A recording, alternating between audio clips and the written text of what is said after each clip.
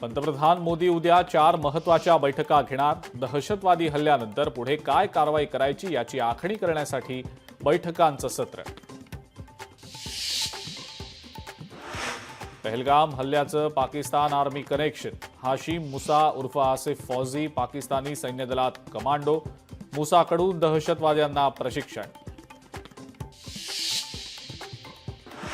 पहलगाम हल्ल्यातल्या महाराष्ट्रातल्या मृतांच्या नातेवाईकांना 50 लाखांची मदत आणि शासकीय नोकरी देणार।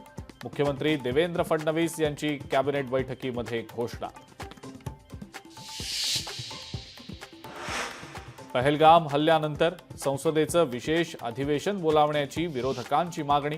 काँग्रेस अध्यक्ष मल्लिकार्जुन खरगेंचं पंतप्रधान मोदींना पत्र। काश्मीरमधल्या 87 पैकी 48 पर्यटन स्थळं पर्यटकांसाठी बंद। इतर ठिकाणी चोख बंदोबस्त। पहलगाम हल्ल्याच्या पार्श्वभूमीवर सरकारचा निर्णय।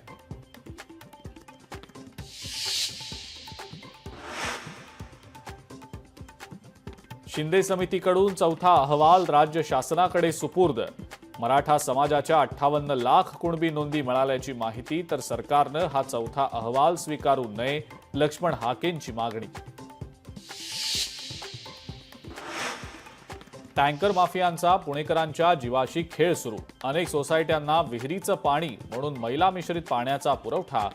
खराडी आणि विमाननगर परिसरातला धक्कादायक प्रकार। आणि पालघरमध्ये माणुसकीला काळीमा फासणारी घटना। आईकडूनच नवजात चिमुरडीची हत्या। चौथी मुलगी झाल्यानंतर आईनंच तिचं नाक आणि गळा दाबून संपवलं। लोकशाही मराठी ऐका, पहा, जागरूक रहा।